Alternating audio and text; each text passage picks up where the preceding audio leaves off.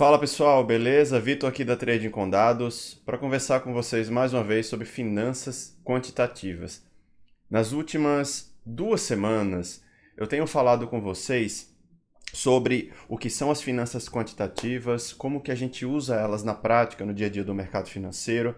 Falamos sobre os componentes, as áreas que compõem as finanças quantitativas, que são o mercado financeiro, tecnologia, principalmente programação e dados, e modelagem estatística, modelagem matemática.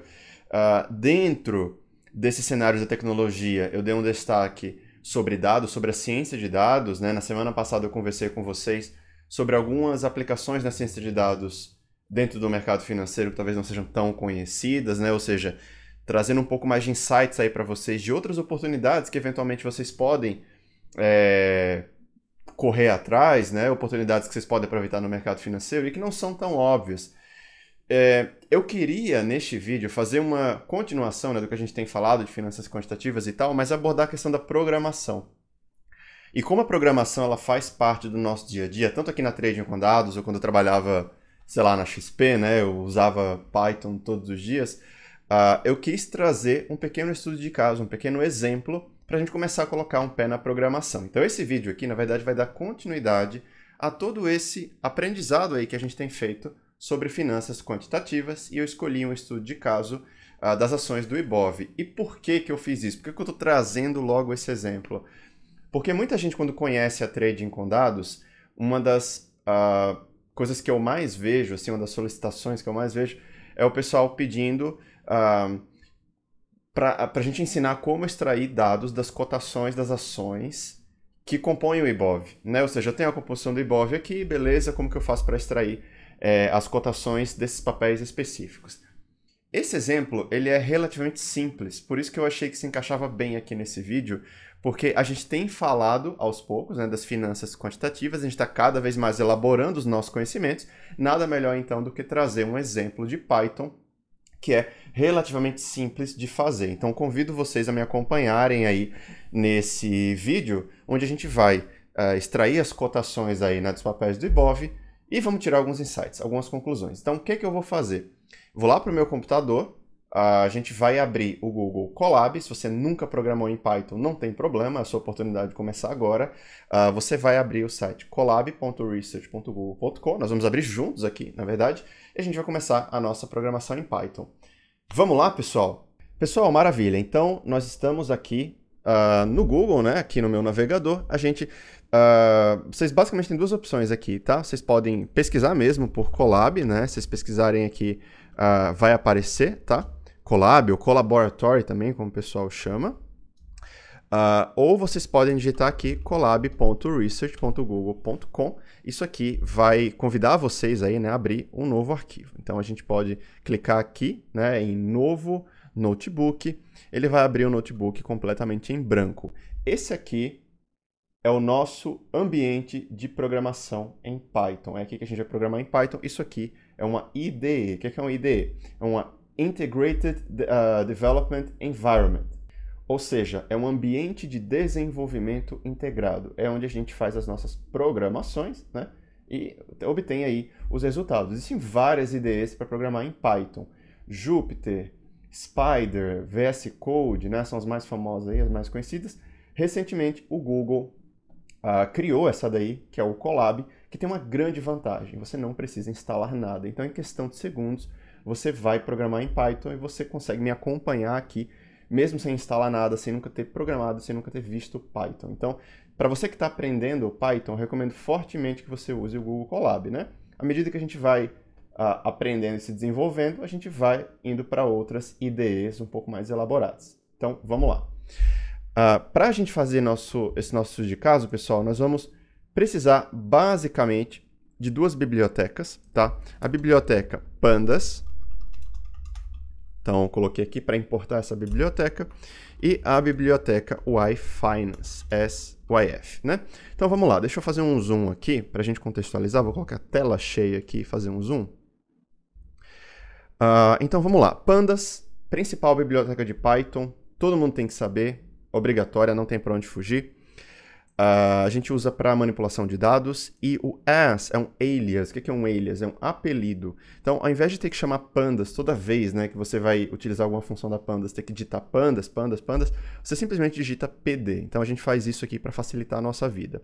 Mesma coisa com a yFinance. Em vez de sempre ficar falando yFinance, em toda função que você for mencionar, a gente coloca o if. A gente executa isso aqui com Shift Enter. Vamos esperar um pouquinho. O Colab, como ele é um servidor do Google, né? Ele é remoto, a gente tem que esperar ele fazer a conexão ali com o servidor, ele criar a sessão, criar o kernel, né? E uma vez que ele fez isso, a gente já está pronto para desenvolver a nossa programação. Agora vamos lá, pessoal. Eu falei aqui, né, no início desse vídeo, na descrição dele, que a nossa missão é extrair os dados de cotação das ações do Ibov. Bem, eu não tenho essa informação aqui. Não sei quais são os papéis do Ibov nesse exato momento. O que eu faço? Bem, a opção mais simples é você ir na página do próprio Ibov, né, a própria composição aqui da B3, e a B3 vai te dar essa página. Para eu facilitar a vida de todo mundo aqui nesse vídeo, eu vou fazer uma extração manual. Vou fazer o download, tá, desses dados aqui, e a gente vai subir lá no Excel. É a opção que eu mais recomendo? Depende. Existe uma forma da gente fazer isso automaticamente, né? Pelas ferramentas aí de web scraping, web crawling, a gente consegue criar uma rotina que extrai essa tabela aqui direto para o Python sem ter que baixar os dados. Mas por que eu vou baixar manualmente? Primeiro, porque esse vídeo aqui é mais direcionado a quem está começando agora, né? Então, acho que talvez a gente colocaria um grau de dificuldade desnecessário aqui se a gente fosse fazer a extração automatizada e tal. Então, mais para frente a gente pode fazer isso. Mas, por enquanto, vamos pegar esses dados aqui manualmente mesmo. Eu vou fazer o download, vou baixar. Por quê? Porque o que eu quero saber, basicamente, é isso aqui, ó, tá? Os códigos dos papéis que compõem o Ibov, os tickers, simplesmente isso. Então, a gente vai baixar, vou fazer o download. Aqui no meu navegador, ele vai me dizer quando a tabela estiver pronta, né? Então, o arquivo CSV ele vai abrir sozinho. Depois que esse arquivo for baixado, o que que nós vamos fazer? A gente vai voltar aqui e vocês vão puxar o arquivo que foi baixado para dentro da nossa seção do Google Colab. Então, como que a gente faz isso? Vocês vão procurar por essa pastinha que tem aqui do lado esquerdo. Vou pegar aqui o dado que eu baixei da B3. Nós vamos puxar aqui essa tabela para dentro do nosso Google Colab. Ele vai fazer o upload e é com essa tabela que a gente vai trabalhar. Então vamos ver aqui se já importou a tabela. Vamos puxar essa pasta para cá. Vamos lá, pessoal. Então existe uma função aqui na biblioteca Pandas específica para abrir, né, arquivos CSV, que é essa função aqui, pd.read CSV. E aqui dentro você vai colocar a extensão, o caminho, na verdade o caminho do arquivo, tá? Então vamos colocar aqui copiar caminho, né? Aqui clicando nos 3 pontinhos, vamos colocar aqui e a gente vai ver se a gente vai conseguir abrir. Não conseguimos. Vamos voltar aqui para o zoom, né? E para a tela inteira. Eu comento muito aí com os alunos, né? Que uma coisa muito importante é a gente desenvolver uma familiaridade com os erros, entender o que os erros estão dizendo, tá?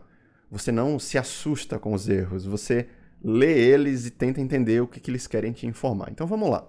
O erro é o seguinte: Unicode decode error, UTF-8 codec can't decode byte, né? Position invalid continuation byte. Pessoal, isso aqui é um erro de codec, né? Um erro da forma como a gente importa o texto, como o algoritmo ele lê o texto. Existe um conceito dentro da programação, né, dentro da programação de Python, especialmente, que é o encoding. O que é isso? Quando você traz caracteres, quando você abre um arquivo que tem vários caracteres, você tem que explicitar para o Python qual que é o tipo daqueles caracteres. Por exemplo, são caracteres do alfabeto latino, do alfabeto chinês, japonês, né? Se você deixa universal, pode ser que um ou outro caractere ele não consiga encontrar. E pode ser que seja isso, tá, que esteja acontecendo. Esse UTF-8 é um tipo de encoding. A gente pode até pesquisar para ver, né? Então ele fala aqui, né? Variable Length Character Encoding Standard Used for Electronic Communication. Ele tem vários caracteres aqui. O que acontece? Pode haver algum caractere, às vezes, alguma combinação de caracteres por causa da língua portuguesa que ele não consiga processar. Então você tem que explicitar para ele, né? Quais são os caracteres que você quer utilizar. O que é que eu recomendo? Mostra para ele que você está usando o alfabeto latino, né? Então você pode fazer encoding Latin 1, tá? Que aí vai ter aí a maioria dos caracteres da língua portuguesa. Se a gente tentar isso aqui, será que já vai? Ainda não. Ele fala assim, ó. Error tokenizing data. See error. Expected one fields in line 3, sol 2. Se você abrir esse arquivo CSV da B3, você vai ver que as linhas ali do começo, elas têm um cabeçalho, né? Tem algumas informações que não são os dados especificamente. Ou seja, parece que a gente tem que pular algumas linhas. Como que a gente pula a linha quando a gente abre um arquivo CSV, por exemplo? Tem um parâmetro aqui que é o heading. O que é o heading? Você vai dizer para ele qual que é o cabeçalho daquele arquivo CSV. Onde que está a primeira linha que você vai considerar como o nome das colunas? O heading, o padrão dele é 0. E aí pode ser que na hora que o Python esteja abrindo esse arquivo, que ele vê aquele cabeçalho ali cheio de coisa, ele se confunda, porque não tem nome de coluna ali. Então você tem que dizer para ele, olha, o nome das colunas, na verdade, está na linha 1. O que é a linha 1 no Python? É a segunda linha, concordam? Porque a gente aprendeu aqui que no Python a posição, o índice das linhas, começa no 0. Então você tem a linha 0, a linha 1. Se eu quero a segunda linha do meu arquivo CSV, eu vou colocar aqui que o heading é 1. Entenderam, pessoal? Isso é muito importante. Vamos executar. Aqui faltou alguma coisa. Não é heading, tá? É header. Isso aqui foi confusão minha. Eu confundi porque tem encoding aqui e eu achei que era heading, mas é header. Vamos lá. Cabeçalho. Estamos chegando lá. Então ele já foi capaz de identificar o nome das colunas, identificou aqui os dados, mas ainda está fazendo confusão com alguma coisa. O que parece que ele não está entendendo? Que o separador nesse arquivo é o ponto e vírgula. Concordam? Pode ser que ele esteja achando que o separador é vírgula, porque o separador padrão do CSV é uma vírgula, né? Eu quero dizer para ele, cara, o separador desse arquivo é ponto e vírgula, então a gente vai usar o parâmetro sep. Sep é igual ao quê? Ponto e vírgula, tá? Vou colocar um F11 aqui para colocar, aqui na verdade, para a gente colocar tela inteira de novo, recolher o cabeçalho aqui do Google Colab. Vamos executar novamente, pessoal. Maravilha! Então, se você precisa, eventualmente, extrair as informações do IBOV, os tickers, a quantidade teórica, o tipo, faz esse tipo de manipulação que eu fiz aqui, porque aí você vai ter essa tabela, esses dados. Eu vou chamar isso aqui de alguma coisa. Eu posso chamar de IBOV mesmo. Ou composição de IBOV, né? Vamos chamar de composição IBOV. Pra gente, aqui, ó, houve uma confusão, tá? Composição IBOV. Agora sim. Então, composição IBOV é isso aqui. Tem duas coisas que para mim são indesejadas, que é isso daqui e isso daqui, essas duas últimas linhas. Por quê? Porque eu quero saber simplesmente os papéis que estão no IBOV, não quero saber isso tudo.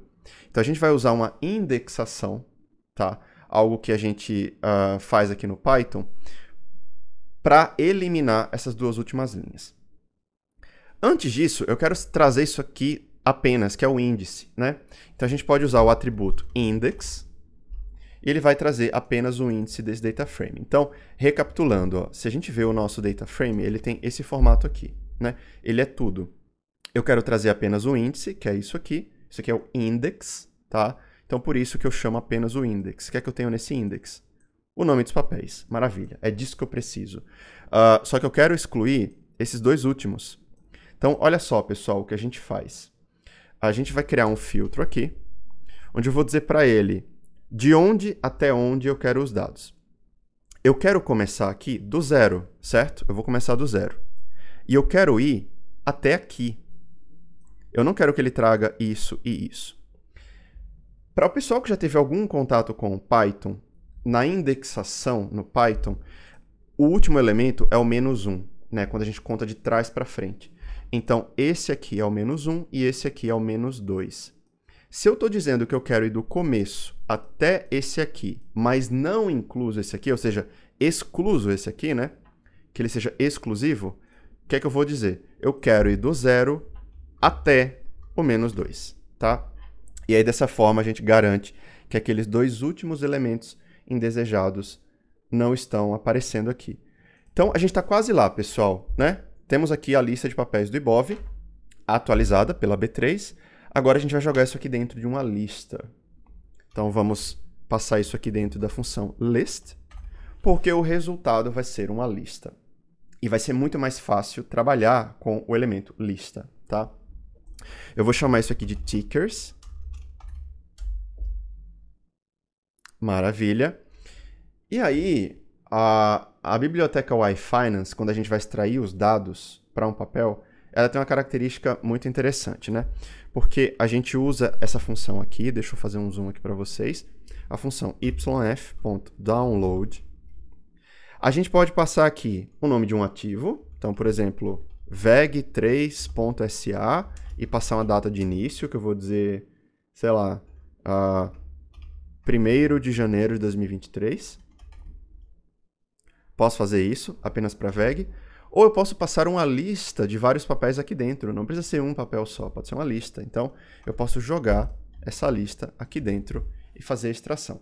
Só que se eu fizer isso dessa forma, vai dar erro. Por quê? A biblioteca Y-Finance, na verdade, todo o Yahoo Finance, ele tem uma característica que os ativos brasileiros, eles têm que ter um ponto .sa no final. Então, não basta só eu jogar o tickers aqui dentro. Tem uma nova modificação que eu tenho que fazer. Eu tenho que colocar um ponto .sa no final de cada um dos tickers. E aí, como que a gente faz isso? E aí existe um elemento muito bacana na sintaxe do Python chamado compreensão de lista. É um elemento genial porque ele consegue fazer uma operação ao mesmo tempo para várias coisas que estão dentro de uma lista. Então, imagina, eu tenho uma lista aqui, certo? Uma lista de vários papéis. Eu quero fazer uma transformação nessa lista aqui, certo? Ou seja, eu quero adicionar um ponto .sa em todos os elementos dessa lista. Se eu fizer isso aqui, será que vai dar certo? Não vai dar certo, porque ele está dizendo o seguinte, mais uma vez, como é importante a gente ler os erros. Can only concatenate list to list. Ou seja, você só pode concatenar uma lista a uma lista. Você está tentando concatenar uma lista a um string, a um texto. Não vai dar certo. Ou seja, tem esse problema aqui do tipo de variável no Python que ele não vai deixar você fazer a operação. O que é que você precisa fazer então? Você tem que garantir que quando você vai concatenar, as duas coisas sejam do mesmo tipo. E aí que entra a compreensão de lista. A compreensão de lista ela é uma sintaxe onde você consegue aplicar uma operação a todos os elementos de uma lista ao mesmo tempo. Então vamos lá. Como que a gente começa aqui? Eu gosto de começar com o for. O que é o for? É o para, né? Ou seja, para cada alguma coisa dentro da lista. E a gente pode colocar qualquer nome dentro do for, pessoal, não tem problema. Então, por exemplo, para cada for, para cada ação que eu tenho dentro da minha lista tickers, ou seja, para cada ação dentro da lista tickers. Ô, Vitor, você não definiu a ação. Como que ele sabe o que é ação? Ele sabe porque o Python sabe, ele deduz. Como você está tratando de uma lista aqui, ele sabe que o elemento singular que está aqui naturalmente está relacionado ao que está dentro da lista. Então, para cada coisa dentro da lista, o que você quer fazer com essa coisa? Aí você tem que dizer o que você quer fazer com essa coisa antes. Então, ação mais ponto .sa.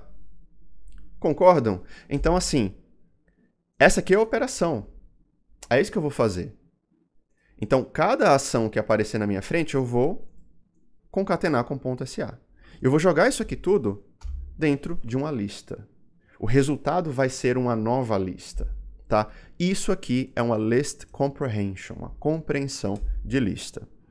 Maravilha, pessoal? Se nós executarmos isso aqui, olha que maravilha. Então, para cada um dos papéis que estava aqui dentro, ele adicionou, ele concatenou o ponto .sa. Ele faz isso num loop, né? Ele vai fazendo para todos os elementos. dentro da minha lista. E eu vou chamar isso aqui de alguma coisa. Por exemplo, tickers novo, né? Ou seja, o novo elemento, a nova lista de tickers que eu obtive. Aqui são os tickers originais, aqui com .sa. Executamos, maravilha. Então, a gente já está meio caminho andado. Eu consegui criar a lista aqui com os .sa, vamos jogar aqui dentro. Eu vou chamar isso aqui de alguma coisa. O resultado disso aqui vai ser, de fato, as cotações de todos os papéis do Ibov. Só para a gente ver, vamos executar. Ele vai levar um tempo, né? Naturalmente, são muitos dados, então você tem, sei lá, 70 papéis, né? Então, olha que interessante. Então, o que ele faz? Ele traz cada um dos parâmetros para todos os papéis. Então, nós temos Adjusted Close para todos os papéis. Depois nós temos o fechamento para todos os papéis. Depois nós temos a abertura para todos os papéis, tá? Então, é isso aqui que a gente queria. Só que na prática fica um pouco difícil da gente trabalhar com tantos parâmetros para tantos papéis ao mesmo tempo. Na prática, a gente usa alguma das variáveis isoladas. Então, por exemplo, só a abertura, só o fechamento. Normalmente a gente usa só o fechamento, né? Porque é o que a gente está interessado, o quanto o papel fechou naquele dia. Então aqui, a gente pode colocar close, tá? O que ele vai fazer dessa forma? Ele não vai trazer todos aqueles dados para os papéis. Ele vai trazer apenas o fechamento para os papéis do Ibov. Vamos ver como vai ficar? Maravilha, pessoal. Então nós temos, cada coluna representa um papel. Fica muito mais fácil de analisar. Eu vou chamar isso aqui de Ibov, né? Como eu tinha falado para vocês que eu ia dar esse nome ao data frame que continha as cotações do Ibov. Mas é basicamente isso, né? Com isso aqui, a gente conseguiu extrair as cotações de todos os papéis do Ibov. Tem algumas coisas que você pode fazer com isso aqui, né? Bem, a gente trabalhar com o preço, ó, teve um papel que ele não encontrou aqui, tá? BBSE3, no price data found, symbol may be delisted. Aí realmente eu não sei o que aconteceu com esse papel, né? Vou ficar devendo, mas ele dá um aviso também quando ele não encontra os dados para esse papel, tá? Mas vamos lá, pessoal. Trabalhar com preço em si é um pouco limitado, né? Porque a gente tem um viés muito grande da magnitude do próprio preço. Se a gente plotar isso aqui, a gente vai ter um gráfico com muita informação, muito embaralhado. Eu nem recomendo que vocês analisem isso aqui, porque olha só como fica, né? É muito dado, muita informação. A gente poderia fazer algumas análises aqui. Calcular retorno diário, retorno acumulado. A gente poderia calcular volatilidade, podia comparar os papéis com base em alguma métrica quantitativa, mas não é o meu objetivo nesse vídeo. Meu objetivo nesse vídeo era simplesmente mostrar para vocês como extrair os dados de cotação dos papéis do Ibov usando Python. Se eventualmente vocês quiserem exportar isso aqui, dá para fazer também. A gente pode pegar aqui, vamos pegar aqui o Ibov, e a gente vai utilizar um método da biblioteca Pandas, que é o toCSV. E aqui dentro vocês vão passar o nome do arquivo, tá? Que vocês querem exportar. E não esqueçam da extensão também. Então, por exemplo, cotações ibov.csv.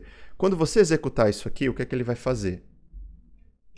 Ele vai gerar um arquivo CSV com a tabela que você criou. Então, basta vir aqui, ó, o arquivo já foi gerado, fazer o download, e aí o resto fica por conta de vocês, né? E vocês podem colocar no Excel, fazer filtros, etc. Mas era basicamente isso, pessoal. A gente continua, então, na nossa saga aí de desbravar o mundo das finanças quantitativas